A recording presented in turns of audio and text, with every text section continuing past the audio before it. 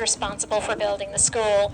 And then in the inside, we'll talk about the different important rooms of the school and the history of those. So it's a history tour.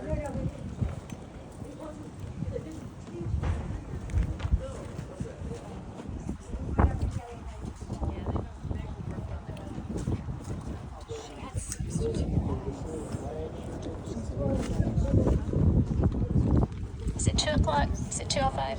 Yeah. 2 o'clock. Let's go ahead and get started. All right, good afternoon, y'all. Welcome to Woodrow's 95th anniversary, the afternoon edition. My name is Teresa Musgrove Judd. I graduated in 1977. I have been writing and researching about Lakewood and East Dallas for the past 12 years. And I have a book in process. Everybody thinks it's never going to happen, but it will. I'm going to keep plugging at it till I get it done, and hopefully next year, 2025, because that will be the centennial of the Lakewood Shopping Center, so hopefully I'll have it ready by next fall, this time next year. All right, so we're going to start with where it all began. And in May 1923, the Dallas Board of Education purchased 7 acres of land from the William Gordon Randall estate for $21,000 for a new East Dallas High School. William Randall passed away in 1910, and his 3 daughters owned the land, which had never been developed. The Randall family's land included the New City Park, over here, Randall Park, which was founded in 1922, adjacent to the Juliet Fowler home. And over here, the high school site, his land ran all the way to Paulus. Columbia, if you imagine an imaginary line from Columbia Avenue right here, that was the northern boundary of the Randall property. The southern boundary was the railroad tracks. Randall Park Pavilion was built in 1924, so it recently celebrated 100 years, and I believe last year or the year before it was refurbished and renovated. Randall Park is now called Willis C. Winters Park in honor of the longtime director of the Dallas Parks Department. A 1925 bond election was proposed by the school board for the issuance of $2 million in bonds, which included $650,000 earmarked for a new East Dallas High School. During a Board of Education meeting in April 1926, members of the board decided to name the new school Woodrow Wilson High School. Many new school buildings across the country were being named in honor of the recently deceased president, who passed away in 1924. It would be the 7th high school in Dallas and the 2nd to be named for a person. The first was Booker T. Washington High School, which opened in 1922.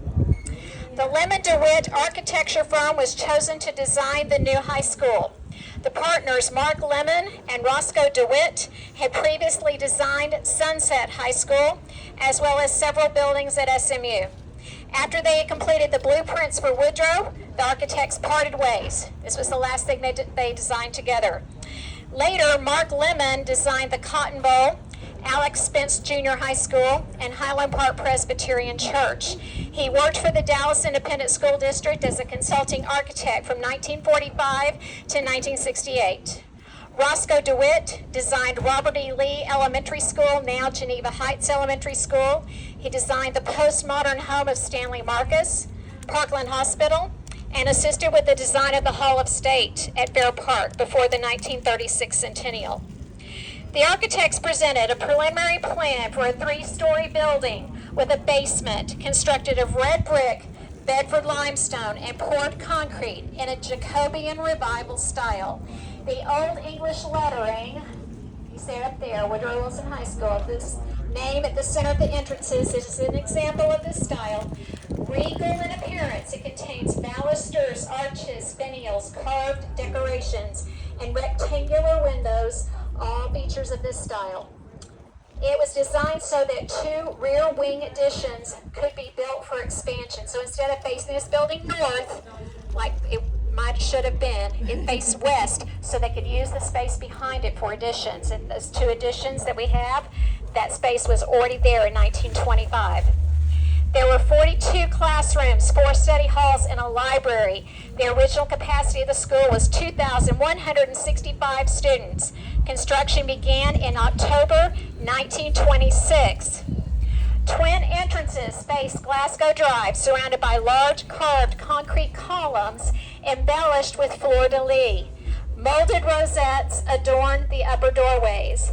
Tennessee marble steps lead into the school with decorative large bay windows at the second and third stories. Secondary entries facing Rieger Avenue and Covington Lane are less ornate. The exterior wrought iron pendant lights, or lanterns, were created and produced by East Dallas resident Henry C. Potter's company, Potter Art Metal. The company continues today and in recent years repaired the outdoor lanterns for the school. In January 1927, the Board of Education purchased a block of land adjacent to the high school site, over here what is now the teachers' parking lot, bordered by Glasgow Drive, Rieger Avenue, and Slaughter Street. This is because they heard a rumor that a cafe was going to build right there directly next to the school, and they were not going to have retail next to Woodrow. They were trying to keep this area residential only, and back then there was no zoning, because if you had land you could throw up whatever you wanted to on it. And on April 18th, 1927, a ceremony was held for the laying of the cornerstone by members of Tannehill Masonic Lodge number 52, which is the oldest Masonic lodge in Dallas. Surrounded by steel beams, wooden framing, and piles of brick and lumber, several hundred people gathered to watch as the Dallas High School Honor Band performed. Cullen F. Thomas from the Board of Education, E.B. Cawthorn, Assistant Superintendent of Schools, and Dr. Graham Frank, pastor of the Central Christian Church, spoke during the program. A piece of the 1914 wedding cake of Jessie Wilson, the second daughter of Woodrow Wilson, was placed inside the cornerstone. One of Jessie's bridesmaids, Mrs. C.F. Bates, sent the piece of cake to her cousin, Junius High resident Mrs. Horace Eller, and asked that it be enclosed in the cornerstone of the new school. Traditionally, the Masonic cornerstone is laid at the northeast corner of the building, so it's the point where dark and light meet. North is the dark side and east is the light side of the school. Today, that cornerstone is covered by steps going into the competition gym, so you can't see it, but it's there. Construction of the new high school was completed in May 1928. It took a year and a half to construct the school. At this time, landscaping consisting of a front lawn and evenly spaced trees was installed. After all furnishings and supplies had been received, the grand total for the construction and equipping of the high school was approximately $700,000. Dallas residents were excited to see the beautiful new high school. It was all alone with very few houses nearby, and it just rose up out of the ground like some regal palace. It was certainly the grandest high school in Dallas. An open house was held on the evening of Friday, September 14th, on the front lawn of the school. School board president Bowd Story, principal G.L. Ashburn, and officers of the new PTA spoke to the large crowd, estimated at 5,000 people. With no parking lots at the time, cars were parked here and there around the school and park grounds. Most attendees walked or rode the streetcar to the school. After the brief program, the throng crowded into the school to see the inside of it, which was decorated with flowers. A brief rain shower could have ruined the night, but no one was in a hurry to leave.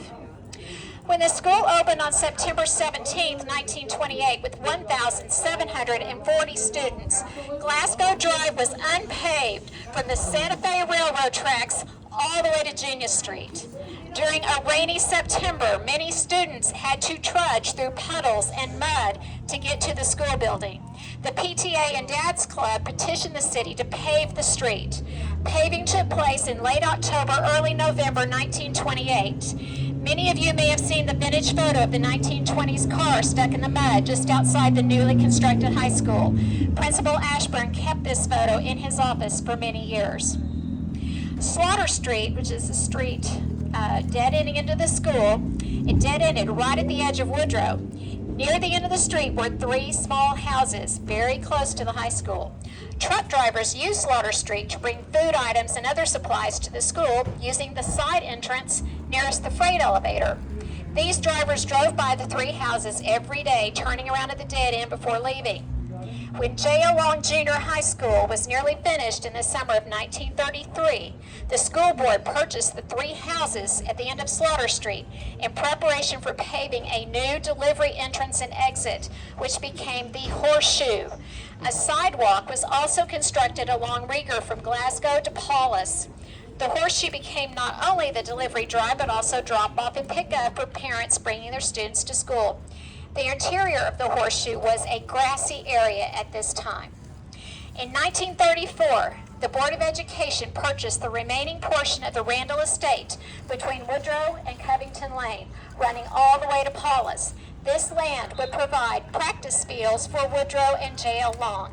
In years of high enrollment, portable buildings for both schools were placed around in there as well.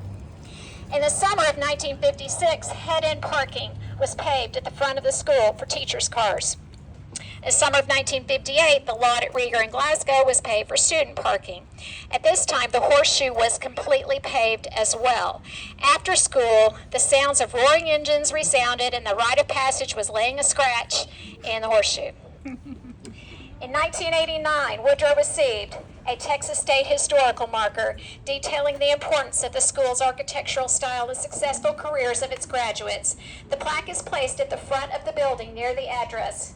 The building also received designation as a Dallas Landmark, which is the plaque just to the right, in 1992. Bradley Sue LaFawn Howell, Woodrow graduate, faculty member, Hall of Fame member, prepared the paperwork for these designations, which required a great deal of historic documentation, and we are indebted to her for working on these achievements. In 2004, Woodrow's marquee, right behind you, was installed next to the Rieger parking lot. It was designed by Woodrow graduate and Hall of Fame member Stephen Cargile, who found the retro cartoon wildcat design in an old student publication. And the installation was funded by Woodrow's 75th class of 2004. Steve also designed the Woodrow Wilson Wildcat logo in 2014. This Wildcat logo has triple W's on 3 sides of its face, and its open mouth displays a heart. In May 2013, a new flagpole was donated to the school by 1930 graduate Louise Warner Sellers, who at the time was one of Woodrow's oldest living graduates at 100 years old. The pole was placed in the original center of the front lawn where the 1928 flagpole had been, replacing a shorter off-center flagpole, which is around here, from the 1950s. So this is same height and same location as the original flagpole. In 2016, the Woodrow Wilson Wildcats monument sign was constructed and placed in front of the school, a joint project of the classes of 1966 and 2015. After this, the Wildcat Legends Plaza idea was born and funded by the class of 1966. It was unveiled on October 26, 2019 during the 90th anniversary 5 years ago. Let him get by.